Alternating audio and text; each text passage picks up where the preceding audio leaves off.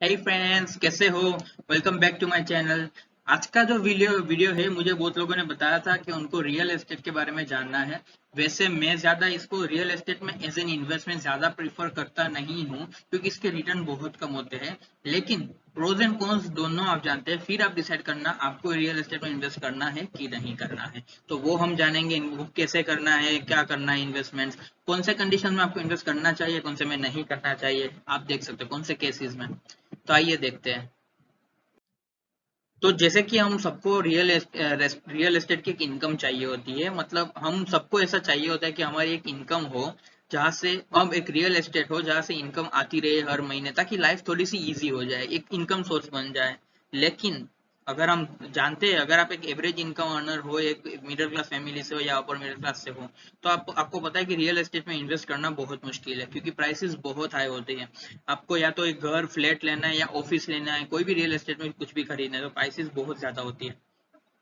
दूसरी बात, अगर कोई हमारा बजट में आ भी गया कोई घर या ऑफिस, तो वो सिटी के कहीं बाहर कोई ऐसे एरिया में होंगे जहाँ पे हम मतलब खरीद तो ले, लेकिन वहां पे कोई या तो रेंट पे रहना नहीं चाहे होगा, या फिर वो एरिया में कहीं पे अगर 20 साल बाद हमको बेचना भी है तो भी वो एरिया में कोई खरीदेगा नहीं वगैरह। तो कभी कभी एरिया फर्क पड़ता है, या तो वहां पे कोई रेंट पे रहना नहीं चाहेगा, या फिर रहेगा तो रेंट ज्यादा आएगा नहीं। तो ऐसा हालत में होते हैं, या तो हम खरीद नहीं पाते, अगर जो हम अफोर्ड कर पाते हैं वो सिटी के बाहर होता है, या कोई ऐसे एरिया में होते हैं जहां हम रहना नहीं चाहते। तो करे क्या मतलब। अब जानते हैं कि प्रोज एंड कॉन्स क्या होते हैं इन्वेस्टिंग। एक घर खरीदा आपने या ऑफिस खरीदा, जो भी रियल एस्टेट खरीदा, तो जैसे कि आप जब सब जानते हो, इंडिया में एक इमोशन होता है कि एक खुद का घर तो होना ही चाहिए। एक ये इमोशन मतलब एक 80s की जनरेशन से आ रहा है, या फिर उससे भी पीछे 50-60 की जनरेशन से आ रहा है कि खुद का घर तो होना ही चाहिए। अगर आपके पास खुद का घर नहीं है तो आपको ये समाज फाइनेंशियली वीक समझता है, फाइनेंशियली खुद का घर। तो ये जो बात है कि खुद का घर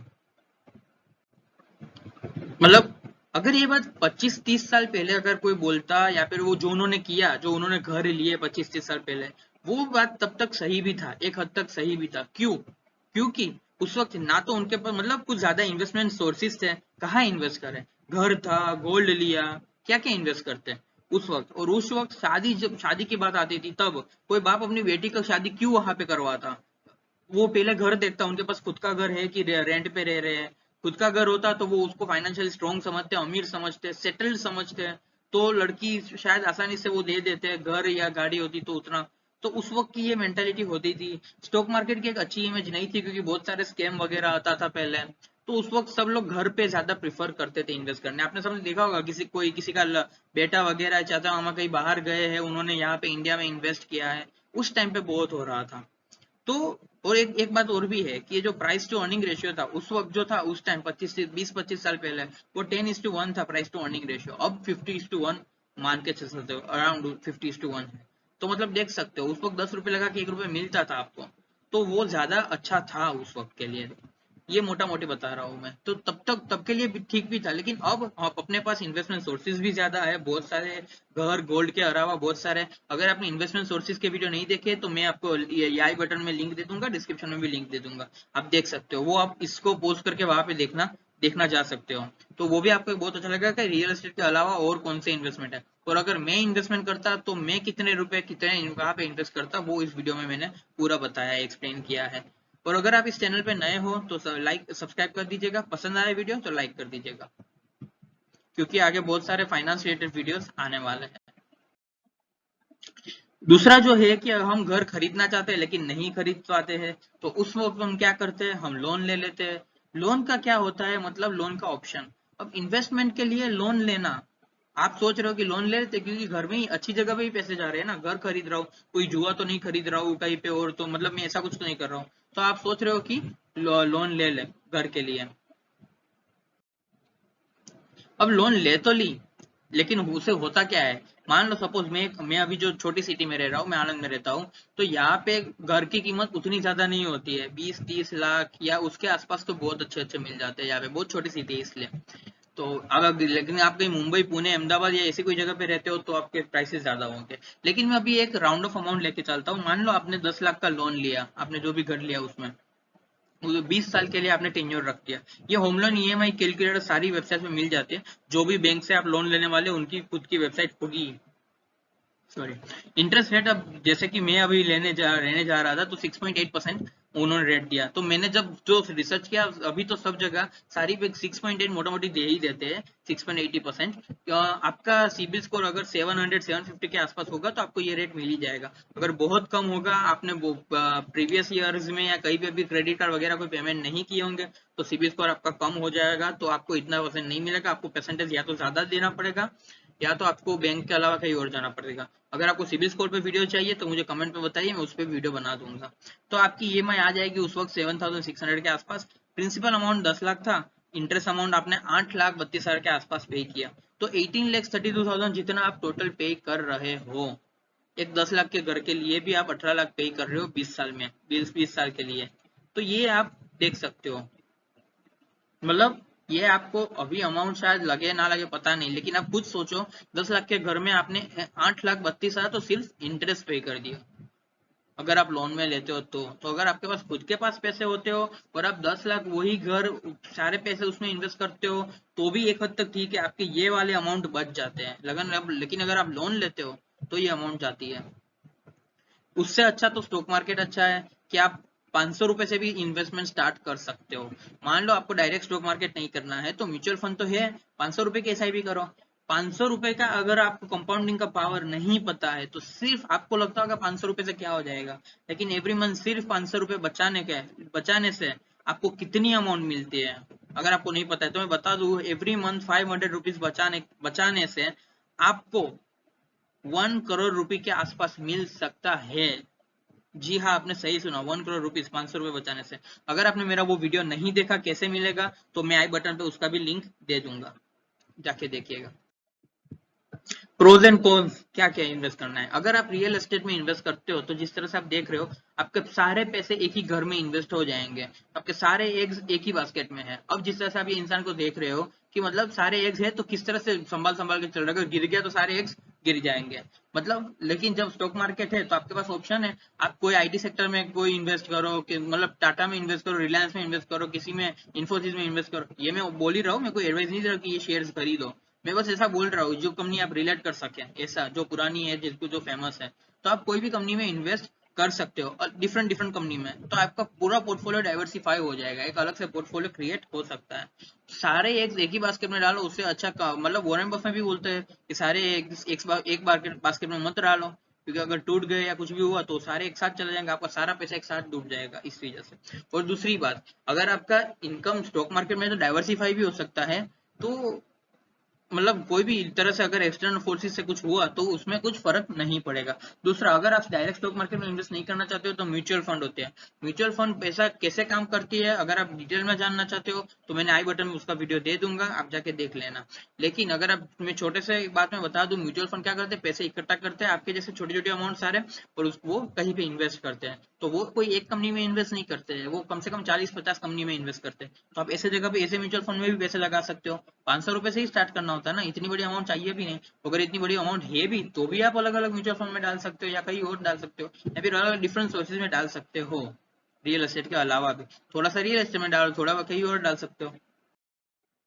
दूसरा, अगर आपको घर बेचना हो तो बेचने में बहुत टाइम जाता है। हमको खुद जो घर बेचना था बहुत सारे टाइम लग गया, कम से कम 3 से 4 साल लग गए थे। तो ये था। दूसरी, जबकि शेयर्स या म्यूचुअल फंड आप घर बैठे बैठे एक एप्लीकेशन से 2-3 क्लिक्स में आप घर बैठे बैठे आराम से कंफर्टेबली बाय या सेल कर सकते हो, वो और मतलब इमीडिएटली सेल हो सकता है। मैक्स टू मैक्स 2 से 3 वर्किंग डेज में आपके पैसे आपके अकाउंट में आ जाएंगे। और दूसरी बात, घर का अगर आपको छोटा सा टुकड़ा बेचना हो या एक रूम बेचना हो, छोटा सा एरिया बेचना हो, तो आप नहीं बेच पाओगे, पूरा का पूरा घर बेचना पड़ेगा। वो रियल एस्टेट का ये एक लूपहोल है। जबकि आप शेयर्स या म्यूचुअल फंड बेचना चाहो तो आपके पास 100 शेयर्स होंगे तो आप उसमें से 10-20 शेयर्स भी बेच सकते हो, बाकी अपने पास रख सकते हो। अगर आपके पास म्यूचुअल फंड है तो उसकी एनएवी के हिसाब से आप उतने यूनिट्स बेच सकते हो और बाकी के अपने पास रख सकते हो। यहाँ पे कुछ लोग बात करते हैं कि मार्केट तो क्रैश होता है, घर थोड़ी क्रैश हो जाएगा, मतलब रियल एस्टेट थोड़ी क्रैश होती है, उसकी प्राइस तो बढ़ती आती है, जाती रहती है। तो जैसे कि स्टॉक मार्केट क्रैश होता है, तो अगर आपने इन्वेस्ट नहीं किया है तो that will be the best part. आपको वही शेयर जो 1,000 रुपए का शेयर होगा, आपको 30, 40, 50% के डिस्काउंट में मिलेगा, 30-40% के डिस्काउंट में मिलेगा। 1,000 रुपए का शेयर आपको मतलब 700 रुपए में मिलेगा, 500 रुपए में मिलेगा। खरीद लो, वही तो खरीदने का टाइम होता है। हाँ, एक चीज है कि अगर आप वही शेयर आपने इन्वेस्ट किए उसके बाद मार्केट क्रैश हुआ तो लॉन्ग टर्म इन्वेस्टमेंट आपका थोड़ा हिल जाएगा, आपका कैलकुलेशन हिल जाएगा। आपको हो सकता है आपने अगर 5 साल के लिए सोचा आपको 6-7 साल के लिए रखना पड़े, या फिर अगर आप 5 साल में निकालो तो पैसे रिटर्न्स कम आए। तो ये एक क्रैश हो सकता है। मैं ऐसा नहीं बोल रहा कि रियल एस्टेट में बिल्कुल इन्वेस्टमेंट करो करो, लेकिन कितना अमाउंट कब और कैसे ये आपको जानना जरूरी है। यहाँ पे मैं एक चीज जो जैसा कि मैंने बताया कि जो स्टॉक मार्केट क्रैश होता है तो ये बात सही है, लेकिन उसमें जब क्रैश होता है तो पैनिक सिचुएशन की वजह से सब लोग बेचने लगते हैं वगैरह, बाई सेल जो करने लगते हैं, खरीदा बेचा एवरेज प्राइस किया वगैरह सब। तो उस हिसाब से भी ये मतलब ये स्टॉक मार्केट में जो पैनिक होता है उस हिसाब से भी लोग लॉस करते हैं। वही घर में तो नहीं करेंगे क्योंकि घर तो आज बेचा कल खरीदा ऐसा तो हो सकता नहीं है। उसको बेचने में भी आपको सही प्राइस का वेट करने का, सही बायर का भी वेट करना पड़ेगा, दूसरा घर ढूंढने में भी वेट करना पड़ेगा, टाइम लगता है वगैरह सब। तो घर में ऐसा पॉसिबल ही नहीं, अगर आप चाहो तो भी नहीं है। तो मतलब अगर ये बात मैं क्या बोल रहा हूँ, मैं खुद मानता हूँ कि एक घर खुद का होना चाहिए, मैंने खुद खरीदा है, परचेस किया हुआ है, एक खुद का घर होना चाहिए। लेकिन मैं क्या बात कर रहा हूँ ये पूरा वीडियो में मैं क्या कहना चाहता हूँ कि अगर आप इन्वेस्टमेंट पॉइंट ऑफ व्यू से देख रहे हो तो प्योरली इन्वेस्टमेंट करने की सोच रहे हो तो रियल एस्टेट से बेहतर बहुत सारे रीजन और सोर्सेज हैं। और स्टॉक मार्केट मेरा तो फेवरेट है। डायरेक्ट स्टॉक में आपको विश्वास नहीं है, आपको आता नहीं है, या आपके पास टाइम नहीं है स्टॉक मार्केट करने का, तो बेस्ट ऑप्शन है म्यूचुअल फंड्स उसमें से। लेकिन आपको सही म्यूचुअल फंड चूज करना पड़ेगा। तो प्योरली इन्वेस्ट करने तो रियल एस्टेट से ज्यादा अच्छा है। हाँ, एक घर अपना होना होना चाहिए। तो ये है। तो आप कमेंट में लिख के बता सकते हो कि आप क्या चूज करोगे, अभी भी आप घर ही चूज करोगे या स्टॉक मार्केट चूज करोगे, या कोई और भी रास्ता हो आपके पास तो मुझे बता सकते हो, और भी लोग सीख पाएंगे उस तरह से। यहाँ पे अगर आप घर कैश में खरीदते हो तो, लेकिन आप तो देख रहे हो आजकल तो सब लोग लोन में खरीदते हैं, होम लोन तो बहुत ज्यादा बढ़ गया है और उसमें इंटरेस्ट कम करते जा रहे हैं सरकार। लेकिन जब हमने खरीदा था 2008 में, मेरे पापा ने घर खरीदा था, तो उसका मैं कैलकुलेशन थोड़ा सा आपको बताना चाहूंगा। 13 साल कैलकुलेशन फॉर ड्यूरेशन 13 ईयर्स। यहाँ पे 13 ईयर्स मैंने क्यों लिखे, क्योंकि हमने वो 2008 में लिया था, 2021 में हमने बेच दिया। 13 ईयर्स के बाद हमने बेच दिया क्योंकि उसमें बहुत सारा रिनोवेशन वगैरह की बहुत सारी जरूरत थी उस वक्त। तो उस वक्त तो वो खर्चा कर उससे अच्छा हमने लगा वो बहुत पुराना हो गया तो बेच देते हैं। तो उस वक्त कॉस्ट ऑफ प्रॉपर्टी जब हमने खरीदा 2008 में, तब वो पूरा घर 11 लाख में मिला था, 11 लैक्स में। और जो रजिस्ट्रेशन फीस होती है जो पूरे डायरेक्ट सरकार को जाती है, गुजरात की 4.9% से लेके 5% के आसपास होती है। तो आप उतना मान के चलते हो, 4.9 या 5%, राउंड ऑफ करने के लिए मैंने 5% मान के चला है यहाँ पे। रजिस्ट्रेशन हो गया, रजिस्ट्रेशन चार्जेस 11 लाख पे हो गए, तो ये हो गया 55,000। इससे कम भी हो सकती है, और कुछ और भी तरीके होते हैं, ऑफिशियल अनऑफिशियल बहुत सारे लोग, लेकिन हमारा इतना हुआ था। और उसके बाद कुछ 8 से 10 महीने के अंदर अंदर हमने 2 रूम ऊपर, घर के जो छत थी उसके ऊपर 2 रूम और हमने बनवा दिए, तो कंस्ट्रक्ट करवा दिए, तो वो कुछ 2.5 लाख के आसपास मोटा मोटी पड़ा था। तो मेंटेनेंस अमाउंट ऑफ हाउस 13 साल के लिए कुछ ना कुछ मेंटेनेंस होगा, रिपेयर वगैरह, नल वल वगैरह, वॉशरूम टॉयलेट बाथरूम जो भी मतलब है उसके जो ठीक करवाना होता है, या फिर कुछ लाइट वगैरह जब बिगड़ गया है, ट्यूबलाइट वगैरह उसका कुछ ठीक करवाया, कुछ भी बिगड़ा गया है, मतलब पानी खींचने के लिए जो पंप था वो बिगड़ गया उसको करवाया। तो मेंटेनेंस मोटा मोटी 50,000 तो लग गया, क्योंकि हर साल एवरी ईयर एक घर आपको संभालने के लिए पर ईयर आपको आराम से 4 से 5 हजार तो लग ही जाएंगे, इतना छोटा घर हो तो भी। ज्यादा बड़ा होता है उतना ज्यादा लग जाएगा, 8 से 10 हजार लग जाएगा। ईयरली रेंटल इनकम हमारी थी 25,000। ये मैंने किसे मान के चली, क्योंकि आराम से पहले कुछ 2 हजार शुरू हुई, 2 रूम थे इसलिए। यहाँ पे ज्यादा रेंट नहीं आता है, ये छोटी सिटी है इसलिए। उसके बाद कुछ 2200 2500 आने लगी वगैरह ज्यादा, तो एवरेज प्राइस मैंने कभी 20 कभी साल का 20 22 साल मिलता था, कभी साल का 27 साल 28 साल मिलता था। एवरेज 25,000 मान के चलता हूँ। तो एज्यूमिंग 10% इंक्रीज हर साल 10% वो रेंट बढ़ता जाता था। तो 13 साल का रेंट हमको टोटल 4,50,000 मिला। तो total cost of purchasing house कितना हुआ, ये सारी अमाउंट हमको मिलानी है। सबसे पहले कॉस्ट ऑफ हाउस, ये जो 11 लैक्स है वो, उसमें जो रूम्स का और 11 लैक्स और ये 55,000, और उसमें रूम कंस्ट्रक्ट किया उसके 2,50,000, प्लस जो मेंटेनेंस थे उसके 50,000, माइनस जो हमको ये रेंट मिला, ये तो इनकम हो गई, तो ये माइनस किया तो 4.5 लाख। तो हमारा ये घर जो हमने 11 लाख में उस वक्त खरीदा था कैश में, तो वो हमको मोटा मोटी पड़ गया 14 लैक्स में। आफ्टर 13 ईयर्स हमने उसको सेल किया 2021 में, तो उस वक्त वो गया था 25 लैक्स में। ये भी निकालने में हमको बहुत टाइम लगा, 3 से 4 साल लगे थे। दैट्स व्हाई मैंने पिछले स्लाइड में बताया कि रियल एस्टेट बेचना बहुत मुश्किल है। तो ये 25 लाख में गया, वो भी हमको जो प्राइस चाहिए वो तो नहीं मिली, इतने में गया। बेनिफिट ऑफ प्रॉपर्टी 14 लाख हमको प्राइस पड़ी सारी मेंटेनेंस वगैरह मिला के, 25 लाख में गया, तो हमको मिला रिटर्न कितना 11 लाख। 11 लाख सुन के बहुत अच्छा लगता है, लेकिन परसेंटेज पर ईयर अगर आप ये रिटर्न्स गिनने जाओ तो 6.4% के आसपास होगा मोटा मोटी। इसमें तो हम रहे हैं, इसलिए मैं एक चीज कंसिडर नहीं कर रहा हूँ। यहाँ पे एक और चीज आती है, इन्फ्लेशन रेट। हर साल 7% के हिसाब से इन्फ्लेशन बढ़ता जाता है, अगर वो भी हम यहाँ पे कंसिडर करें तो माइनस में रिटर्न चला जाएगा। लेकिन आप फिर सोचोगे हम अगर कहीं और रेंट पे रहते होंगे तो वहां पे रेंट पे देता, तो हम ये घर में रहे हैं खुद से, इसलिए मैं इन्फ्लेशन एक बार के लिए इग्नोर करता हूँ, लेकिन फिर भी 6% इनकम है। तो इन्फ्लेशन को इग्नोर करने के बाद 6% रिटर्न है। 6%, ठीक है चलो कोई बात नहीं, लेकिन 6% से ज्यादा अच्छा रिटर्न देने वाले भी बहुत सारे सोर्सेज जब मुझे पता है, तो मैं क्यों इसमें इतने ज्यादा रुपए इन्वेस्ट करूं। ठीक है, मेरे पास अगर 20-25 लाख है तो मैं 5-7 लाख इसमें इन्वेस्ट कर सकता हूँ, ज्यादा नहीं। तो ये हो गया इतना रिटर्न, क्योंकि मुझे पता है कि मिनिमम सा मिनिमम म्यूचुअल फंड भी मुझे 10 से 12% आराम से दे देता है, अगर मैं अच्छा चूज करूँ तो भी आराम से। वैसे तो 18 से 20% तक आराम से म्यूचुअल फंड देते हैं। ये था केस में। अगर इसका ऑपोजिट चूज करें, जो अभी का कंसीडर करें, अभी का केस, अगर अभी का केस कंसीडर करें तो लोन से खरीदा हमने, मान लो 20 साल के लिए खरीदा, क्योंकि 20 साल के बाद हम बेच देंगे। अब उसका दो ऑप्शन हो सकता है, या तो हम उसको पूरा का पूरा भाड़े पे चढ़ा दे, पूरा घर भाड़े पे दे दें, या फिर हम उस पर खुद रहे, खुद उसमें रिसाइड करें। तो अभी 10 लाख मान के चलता हूँ, आपका जो भी अमाउंट हो, आप 50 लाख या 1 करोड़ जो भी आपकी अमाउंट हो वो देख के चलो, मैं 10 लाख मान के चलता हूँ। और इसमें 4.90% जैसे मैंने बोला गुजरात की जो फीस है, आप 5% या कुछ भी मान के चल सकते हो। 49 से 50,000 हो गया। इसका ये जो दस्तावेज वगैरह रजिस्ट्रेशन खर्च होता है, दस्तावेज तो ज्यादा हो गया, ये जो रजिस्ट्रेशन और एक्सपेंस होता है जो सरकार को पे करना होता है। डाउन पेमेंट जनरली 20% के आसपास होता है, 20-22%। अगर आपका सिविल अच्छा हो तो आपको इतना कम डाउन पेमेंट चलता है। मैंने 18% दिया था, तो ये हो गया 2 लाख। मैंने 2 लाख दिया था ताकि वो 18% हो गया। 10 लाख का घर, तो 2 लाख मैंने डाउन पेमेंट दिया, तो total amount payable when buying ये 2 लाख प्लस ये 49,000, तो 2,49,000, मोटा मोटी 2.5 लाख आप मान के चल सकते हो। 2.5 लाख का मैंने डाउन उस वक्त मैंने इन्वेस्ट किया। लोन अमाउंट कितना हुआ, 8 लाख हो गया। इंटरेस्ट ऑन लोन कितना हो सकता है, 6.80% मुझे मिला, क्योंकि मेरा सिविल अच्छा था, मैं क्रेडिट कार्ड वगैरह सारे टाइम पे पेमेंट करता था, सिविल का वगैरह मुझे बहुत पता था, इसलिए मैंने वो किया, तो मुझे अच्छा सिविल था तो अच्छा लोन मिला। ड्यूरेशन 20 साल के लिए मान के चलते, क्योंकि 20 साल बाद हमको बेच देना है।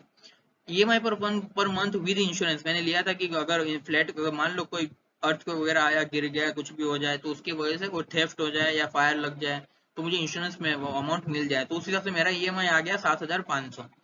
टोटल इंटरेस्ट पेड मैंने 20 साल के लिए जो इंटरेस्ट पे किया वो कैलकुलेटर ही दिखा रहा था, 7,50,000 के आसपास था अमाउंट। मेंटेनेंस अमाउंट जो 20 लाख की हुआ, 20 साल की होगी, अप्रोक्सीमेटली 2,000 पर ईयर मान के चलता हूँ, उससे ज्यादा भी होता है लेकिन मैं इतना मान के चलता हूँ अभी, तो 40,000 मेंटेनेंस हुआ। वैसे इससे ज्यादा ही हो सकता है, मैं मिनिमम मान के चलता हूँ। जनरल, क्योंकि जनरली 0.3% होता है हाउस वैल्यू के, 0.3% के आसपास। ईयरली रेंटल इनकम अगर मैं उसको भाड़े पे चढ़ा देता हूँ पूरा का पूरा मकान, तो 26,400 पर ईयर एवरेज मुझे मिलेगा, क्योंकि यहाँ ये सिटी के हिसाब से मैं बात कर रहा हूँ। तो मुझे पूरे 20 साल के लिए 10% इंक्रीज के साथ मुझे 5,80,000 मिलेगा। ये पूरा रेंट पे दे दूँ तो, और अगर उसमें मैं खुद रहूंगा तो रेंट इनकम जीरो, तो और भी ज्यादा कॉस्टली पड़ेगा मुझे घर पे। यहाँ पे पूरा ये जो जितना कॉस्ट था एटलीस्ट इतना तो कवर हो गया, उसमें से पूरा जितने पैसे मैंने निकाले, इंटरेस्ट वगैरह ये कॉस्ट, उसमें से इतना तो कवर हो गया। तो अगर रेंट पे देता हूँ मैं पूरा घर, तो टोटल कॉस्ट ऑफ परचेसिंग जो मैं पिछले केस में देखा उस हिसाब से, तो मुझे टोटल कॉस्ट उस वक्त 12,59,000 में पड़ता। और अगर क्योंकि ये सब अमाउंट्स में मैंने माइनस किया इतना, इसलिए अगर रेंट नहीं है, माइनस जीरो है, तो ये सब अमाउंट्स हो गई 18,39,000। अब वैल्यू ऑफ हाउस इंक्रीजिंग, जो मैंने बोला 8% इंक्रीज होता रहता है, तो value of property after 20%, 20 years approximately इतनी अमाउंट हो जाएगी ये आनंद में, 28,60,000 अप्रोक्स अमाउंट हो जाएगी वो घर की, जब अगर मैं बेचूंगा तो वो हम सेल्स वैल्यू अभी कंसीडर कर लेते हैं। तो इफेक्टिव बेनिफिट, इतने में मैंने बेचा, इतने में खरीदा, लेकिन मैंने एग्जैक्ट अमाउंट तो दिया था उस वक्त सिर्फ 2 लाख इन्वेस्ट, बाकी सब तो मैंने मंथली लोन में भरा, लोन में पे किया, वेरिएबल अमाउंट था, तो उस हिसाब से मेरा हो गया। यहाँ पे अगर मैं रेंट पे देता हूँ तो उस हिसाब से मुझे मेरा बेनिफिट हो गया 16,01,000। अगर मैं रेंट पे नहीं देता हूँ, मैं खुद रहता हूँ, तो मेरा बेनिफिट इफेक्टिव हो गया 10,21,000। सॉरी, ये अमाउंट सुनने में तो बहुत अच्छी लगती है, लेकिन पर ईयर अगर देखा जाए तो यहाँ पे रेंट पे चढ़ा है इसलिए, और ये है तो मुझे फायदा होता है, तो 13.30% है।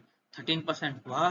जो मैंने बताया 8 से 10-12% म्यूचुअल फंड देता है वो तो ये हो गया, लेकिन 7% इन्फ्लेशन भी तो गिनना है, तो ये हो गया 6.30 अगर रेंट पे चढ़ा है तो। अगर रेंटल इनकम नहीं है, खुद रहते हैं, तो 2.35%, और इन्फ्लेशन काउंट करो तो -4.65% हो जाएगा।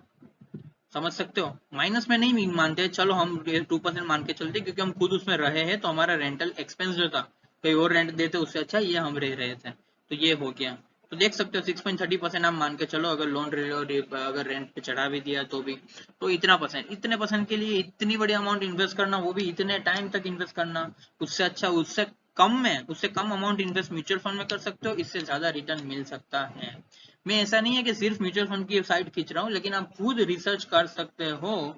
रियल एस्टेट 6 to 8% के आसपास इंटरेस्ट देता है, रिटर्न देता है। उससे ज्यादा भी लोगों ने लिए होंगे, तो उनको पता होगा एग्जैक्टली कौन से टाइम पे इन्वेस्ट करना, और उसी वक्त उनके पास पैसे भी होंगे। आप तो सबसे पहले अगर आज सोचते हो तो आज से 1-2 साल तो लग ही जाएंगे आपको लेने में। सबसे पहले वो डाउन पेमेंट वो इकट्ठा करना होगा, लोन के लिए सब बैंक के धक्के खाएंगे, वो आपको डॉक्यूमेंटेशन वगैरह करेंगे, आराम से 6-8 महीने 1 साल लग जाएगा। तब तक तो उसकी प्राइस आराम से जो आपने सोची थी उससे तो अलग ही होगी। जब मैं घर देखने गया था और जब मैंने खरीदा तो उसमें 50,000 का डिफरेंस आया, वो भी 10 लाख का सिर्फ घर था, तब जाएगा 1 BHK 10 लाख का था, इसलिए।